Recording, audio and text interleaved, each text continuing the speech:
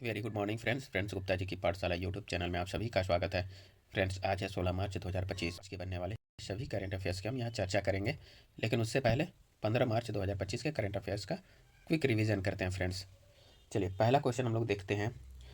पहला क्वेश्चन है रिवीजन का, भारत और किस देश के बीच कृषि पर पहली संयुक्त कार्य समूह की बैठक आयोजित की गई? इसका आंसर हो जाएगा चिली।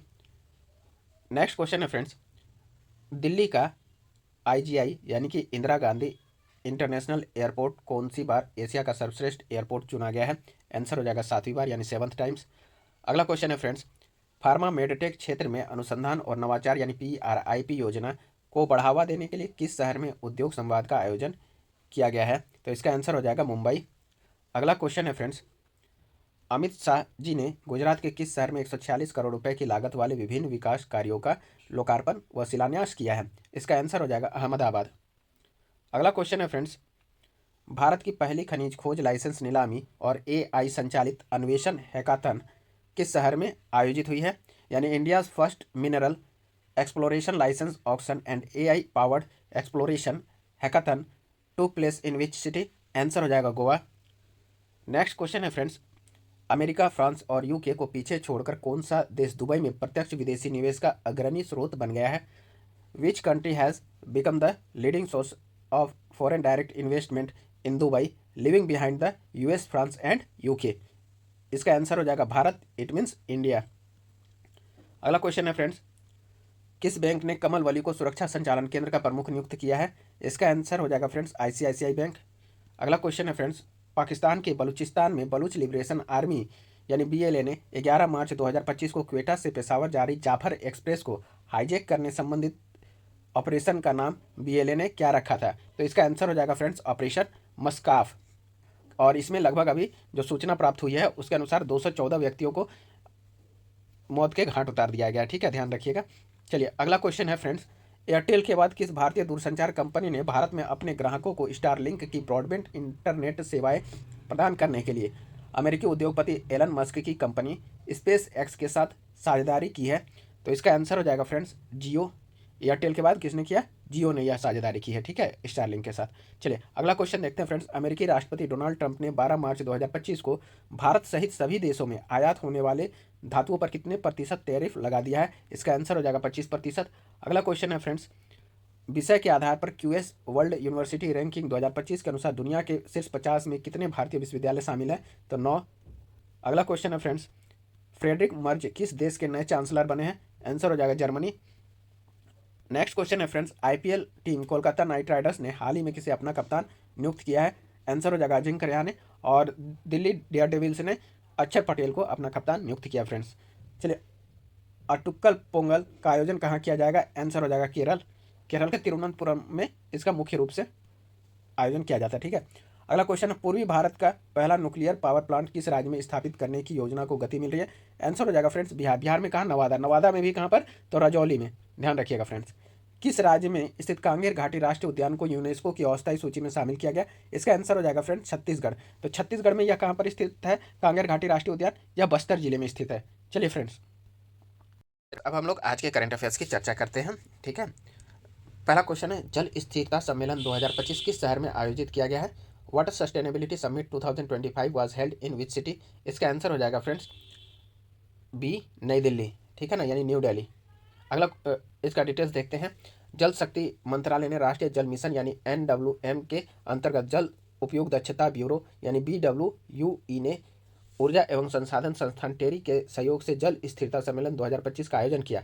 सम्मेलन औद्योगिक जल उपयोग दक्षता पर केंद्रित था और 12 मार्च 2025 को NDMC कन्वेंशन सेंटर पालिका केंद्र संसद मार्ग नई दिल्ली में आयोजित किया गया। ठीक है, अब देखिए, केंद्रीय जल शक्ति मंत्री CR पाटिल जी ने जल संरक्षण के प्रति सरकार की प्रतिबद्धता पर जोर देते हुए कार्यक्रम का उद्घाटन किया। इस कार्यक्रम में मंत्रालयों, नीति निर्माताओं, उद्योग जगत के नेता और विशेषज्ञों ने कुशल औद्योगिक जल उपयोग के लिए नवीन तकनीकों और रणनीतियों पर चर्चा की फ्रेंड्स। अगला क्वेश्चन हम लोग देखते हैं फ्रेंड्स, हाल ही में खबरों में रही थैलीसीमिया किस प्रकार की बीमारी है? ठीक है, इंग्लिश में भी एक बार देख लेते हैं, thalassemia which was in the news recently is which type of disease? तो इसका आंसर हो जाएगा फ्रेंड्स थैलीसीमिया अनुवांशिक रक्त विकार होता है, यानी C नंबर इसका हो जाएगा आंसर, अनुवांशिक रक्त विकार यानी जेनेटिक ब्लड डिसऑर्डर इसका आंसर है। चलिए, आंध्र प्रदेश जो है थैलेसीमिया रोगियों के लिए मानसिक पेंशन बढ़ाने और उच्च उपचार लागत के कारण गरीबी रेखा से ऊपर के लोगों को भी इस पर का लाभ देने पर विचार कर रहा है, ठीक है ना। वर्तमान में एनटीआर वैद्य सेवा योजना के तहत गरीबी रेखा से नीचे के रोगियों को उपचार प्रदान किया जाता है। थैलेसीमिया एक आनुवंशिक रक्त विकार है जिसमें शरीर पर्याप्त हीमोग्लोबिन का उत्पादन नहीं कर पाता है, जिससे गंभीर एनीमिया हो जाता है। जीवित रहने के लिए रोगियों को हर 2 से 3 सप्ताह में रक्तदान की आवश्यकता होती है। लक्षणों में कमजोर हड्डियां, धीमी वृद्धि, आयरन का अधिक होना, भूख न लगना, तिल्ली या लीवर का बढ़ना और पीली त्वचा शामिल है फ्रेंड्स, ठीक है। चलिए, अगला क्वेश्चन है, extra beyond visual range air to air missile यानी BVRAAM किस संगठन द्वारा डिजाइन और विकसित की गई है। देखिए, Astra beyond visual range air to air missile BVRAAM is design and developed by which organisation. इसका आंसर हो जाएगा फ्रेंड्स ए, रक्षा अनुसंधान एवं विकास संगठन यानी DRDO, defence research and development organisation DRDO, ठीक है। चलिए, डिटेल्स देख लेते। देखिए, एरोनॉटिकल डेवलपमेंट एजेंसी यानी ADA ने ओडिशा के चांदीपुर से लाइट कॉम्बैट एयरक्राफ्ट यानी LCA-AFMK-1 प्रोटोटाइप से भारत की extra beyond visual range air to air missile यानी BVRAAM का सफलतापूर्वक परीक्षण किया। एक्स्ट्रा मिसाइल ने उड़ते हुए लक्ष्य पर सीधा प्रहार किया, जिससे इसकी सटीकता और प्रभावशीलता साबित हुई। सभी मिसाइल सबसिस्टम ने मिशन के उद्देश्यों को पूरा करते हुए बेहतरीन प्रदर्शन किया फ्रेंड्स, ठीक है। देखिए, DRDO द्वारा विकसित एक्स्ट्रा उन्नत मार्गदर्शन और नेविगेशन सिस्टम के साथ जो है 100 किलोमीटर से अधिक दूरी पर स्थित लक्ष्यों को भेज सकता है फ्रेंड्स, ठीक है।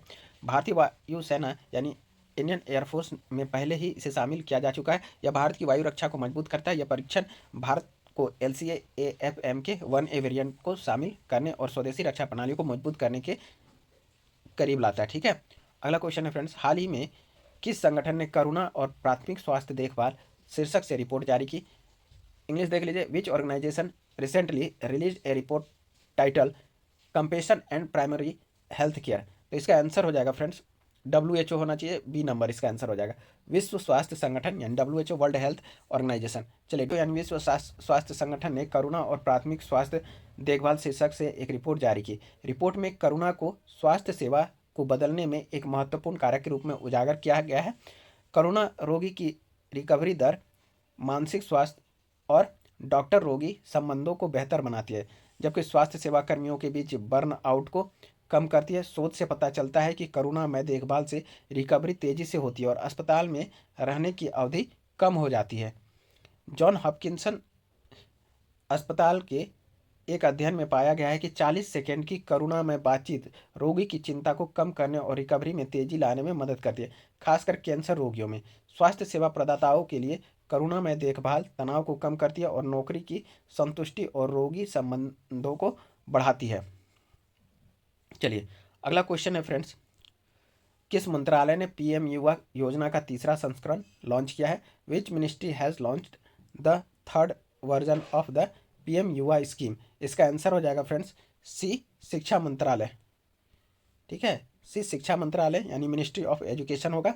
चलिए, डिटेल्स देख लीजिए। देखिए, शिक्षा मंत्रालय ने 30 वर्ष से कम आयु के युवा लेखकों को सलाह देने के लिए प्रधानमंत्री की युवा लेखकों को सलाह देने की योजना PM युवा 3.0 का तीसरा संस्करण लॉन्च किया गया। यह कार्यक्रम भारत में पढ़ने, लिखने और पुस्तक संस्कृति को बढ़ावा देने के लिए शुरू की गई है, ठीक है। साथ ही सलाह और प्रकाशन के अवसर भी यह प्रदान करती है। यह 3 विषयों पर केंद्रित है। पहला विषय है राष्ट्र निर्माण में प्रवासी भारतीयों की भूमिका, भारतीय ज्ञान प्रणाली और आधुनिक भारत के निर्माता 1950 से लेकर के 2025। अब देखिए, यह योजना ज्ञान संचालित पारिस्थितिकी तंत्र बनाने के लिए राष्ट्रीय शिक्षा नीति यानी NEP 2020 के साथ संरेखित है। अब national book trust India PM युवा 3.0 को लागू करेगा। चलिए, अगला क्वेश्चन है फ्रेंड्स, केंद्रीय गृह मंत्री अमित शाह ने लचित बरफुकन पुलिस अकादमी का उद्घाटन कहाँ किया है। Where did union home minister Amit Shah inaugurate the Lachit Barphukan police academy. इसका आंसर हो जाएगा फ्रेंड्स B, गोलाघाट। आंसर हो जाएगा B, गोलाघाट, असम में, ठीक है। चलिए, देखते हैं इसका। केंद्रीय गृह मंत्री अमित शाह जी ने असम के गोलाघाट जिले में लचित बरफुकन के नाम से पुनर्निर्मित पुलिस अकादमी के पहले चरण का उद्घाटन किया है। जिले के डेरगांव में पुलिस अकादमी का यह उद्घाटन किया गया। ठीक है, अब देखिए लचित बरफुकन कौन थे, इसके बारे में हम लोग जान लेते हैं थोड़ा सा। देखिए लचित बरफुकन का जन्म 24 नवंबर 1622 ईस्वी को हुआ था। उन्होंने 1971 ईस्वी में हुए सराय घाट के युद्ध यानी बैटल ऑफ सराय घाट में अपनी सेना को प्रभावी नेतृत्व प्रदान किया, जिससे मुगल सेना का असम पर कब्जा करने का प्रयास विफल हो गया था। इससे भारतीय नौसैनिक शक्ति मजबूत करने, अंतर्देशीय जल परिवहन को पुनर्जीवित करने और नौसेना की रणनीति से जुड़ी बुनियादी ढांचे के निर्माण की प्रेरणा ली गई है। अगला क्वेश्चन हम लोग देखते हैं फ्रेंड्स, किस संस्थान को सेंट्रल बैंकिंग लंदन यूके द्वारा डिजिटल ट्रांसफॉर्मेशन अवार्ड 2025 के लिए चुना गया है?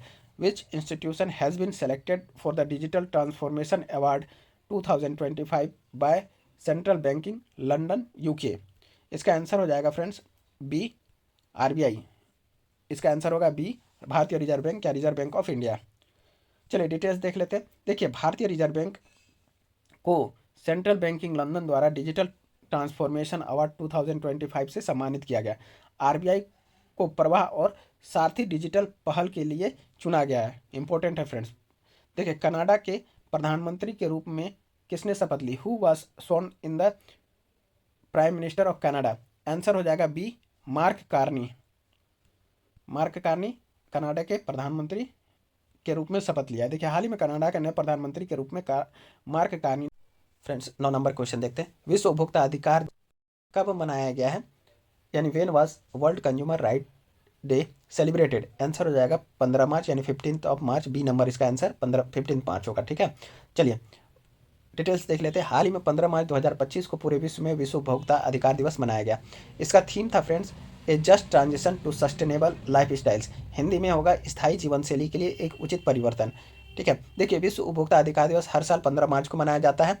उपभोक्ता अधिकार के संरक्षण के महत्व पर यह प्रकाश डालता है। यह दिन दुनिया भर में उपभोक्ता हितों को बढ़ावा देने के लिए, उनकी रक्षा करने के लिए एक अनुस्मारक के रूप में काम करता है। पहली बार 1983 ईस्वी में विश्व उपभोक्ता अधिकार दिवस मनाया गया था। 15 मार्च 1962 ईस्वी को वह दिन है जब राष्ट्रपति जॉन एफ कैनेडी ने अमेरिकी कांग्रेस को संबोधित किया और औपचारिक रूप से उपभोक्ता अधिकारों को मान्यता देने वाले विश्व के पहले नेता बन गए थे। ठीक है, भारत में उपभोक्ता संरक्षण के लिए कौन कौन सा उपाय अपनाए गए हैं? तो उपभोक्ता संरक्षण अधिनियम 2019 को लागू किया गया है।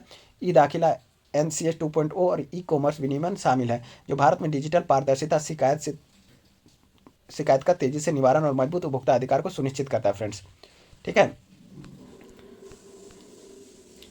केवल देखिए 15 मार्च को केवल उपभोक्ता संरक्षण दिवस ही नहीं मनाया गया था, तो इसके साथ साथ कौन सा दिवस मनाया गया था? 15 मार्च 2025 को पूरे विश्व में विश्व संपर्क दिवस मनाया गया और 15 मार्च 2025 को ही पूरे विश्व में विश्व भाषण दिवस भी मनाया गया है फ्रेंड्स। अगला क्वेश्चन हम लोग देखेंगे 10 नंबर, हाल ही में किस देश के मध्य में विवादित नारगोन कराबाख क्षेत्र के बीच चल रहे संघर्ष को समाप्त करने के लिए एक शांति समझौते पर सहमत हो गए? Recently have agreed on a peace deal to end the ongoing conflict between which country and the dispute Nagorno Karabakh region? तो इसका आंसर हो जाएगा फ्रेंड्स ए, आर्मेनिया और अजरबैजान। ठीक है, आर्मेनिया और अजरबैजान के बीच यह विवादित क्षेत्र है।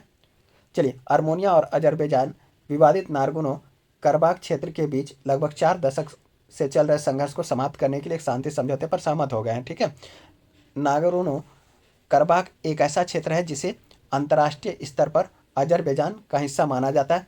यह संघर्ष आर्मेनिया और अजरबैजान के बीच जातीय और क्षेत्रीय विवादों के इर्द गिर्द घूमता है, जिसमें आर्मेनियाई लोग आर्मेनिया के साथ स्वतंत्रता या एकीकरण की मांग इस क्षेत्र की कर रहे हैं। सितंबर 2023 में सैन्य हमले के बाद अजरबैजान ने नागोर्नो कराबाख पर पूर्ण नियंत्रण हासिल कर लिया था। अगला क्वेश्चन है फ्रेंड्स, हाल ही में किस राज्य सरकार ने बजट लोगो या चिन्ह में रुपए के स्थान पर तमिल प्रतीक को शामिल किया? Which state government recently included the Tamil symbol instead of the rupees in its budget logo? तो इसका आंसर हो जाएगा फ्रेंड्स, काफ़ी विवादित क्वेश्चन है फ्रेंड्स और काफ़ी चर्चा में भी रहा है, तो इसका आंसर हो जाएगा सी, तमिलनाडु। तो तमिलनाडु ने ही अपने बजट में रुपए के सिंबल को बदल दिया था और तमिल में लिखा था। ठीक है, तो इसका डिटेल्स देख लेते हैं। देख लीजिए, तमिल को बढ़ावा देने के अभियान को आगे बढ़ाते हुए वहाँ के मुख्यमंत्री M.K. स्टालिन ने राज्य बजट 2025-26 के लिए एक प्रचार लोगो जारी किया, जिसमें भारतीय मुद्रा के प्रतीक रुपीस की जगह तमिल अक्षर रू का इस्तेमाल किया गया, जो रूबाई यानी मुद्रा के लिए तमिल शब्द को दर्शाता है। बजट 14 मार्च 2025 को विधानसभा में पेश किया गया। तमिलनाडु के राज्य बजट में रुपए के चिन्ह को हटाने पर विवाद छिड़ गया है फ्रेंड्स। अगला क्वेश्चन देख रहे हैं, हाल ही में माथो नागरांग के नाम से जाना जाने वाला वार्षिक मठवासी उत्सव कहाँ शुरू हुआ? Where did the annual monastic festival known as Matho Nagrang recently started? तो इसका आंसर हो जाएगा ए, लद्दाख। डिटेल्स देख लेते हैं। हाल ही में माथो नागरान के नाम से जाना जाने वाला वार्षिक मठवासी उत्सव लद्दाख में शुरू हुआ। माथो नागरांग तिब्बती बौद्ध धर्म के शाक्य वंश को समर्पित लद्दाख में एकमात्र प्रमुख प्रतिष्ठान है फ्रेंड्स। मठो नागरांग मठ का वार्षिक आध्यात्मिक उत्सव हिमालय क्षेत्र और उससे परे प्रसिद्ध है। ठीक है, तिब्बती चंद्र कैलेंडर के पहले महीने के 14वीं और 15वीं तारीख को यह मनाया जाता है। इस त्यौहार को ओरेकल फेस्टिवल के नाम से भी जाना जाता है फ्रेंड्स। यह 5 सदी पुराना अनुष्ठान है जिसमें 2 देवज्ञ शामिल होते हैं।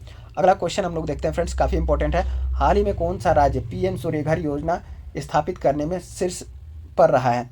विच state recently topped the implementation of the PM Suryaghar scheme? तो इसका आंसर हो जाएगा फ्रेंड्स सी, गुजरात। और सबसे नीचे कौन रहा है? तो बिहार रहा है। ठीक है, चलिए डिटेल्स देखते हैं। देखिए, गुजरात 3.5 लाख से अधिक घरों के साथ शीर्ष पर है, जबकि महाराष्ट्र लगभग 2 लाख घरों के साथ दूसरे स्थान पर है। केंद्र सरकार की यह योजना के अनुदान मद में 75,000 करोड़ रुपए से अधिक खर्च करने का प्रावधान की हुई है। ठीक है, अब देखिए पीएम सूर्यघर योजना क्या है उसके बारे में देख लेते हैं। देखिए, पीएम सूर्यघर योजना केंद्र सरकार की एक स्कीम है जिसके तहत 1 करोड़ घरों के छत पर सोलर पैनल लगाने का लक्ष्य रखा गया है, जिससे मुफ्त बिजली मुहैया हो सके। इस योजना के तहत घरों की छतों पर सोलर पैनल लगते हैं। मुफ्त बिजली योजना यानी PMSGMBY, जो कि घरेलू छतों पर स्थापित की जाने वाली दुनिया की सबसे बड़ी सौर पहल है। तो हाल ही में 10 मार्च 2025 तक कुल 10 लाख घरों को सौर ऊर्जा से संचालित करने के साथ यह एक ऐतिहासिक उपलब्धि भारत ने हासिल की है। 13 फरवरी 2024 को प्रधानमंत्री श्री नरेंद्र मोदी द्वारा यह योजना शुरू की गई थी, जो परिवर्तनकारी योजना के रूप में भारत के ऊर्जा परिदृश्य को तेजी से नया आकार दे रही है फ्रेंड्स।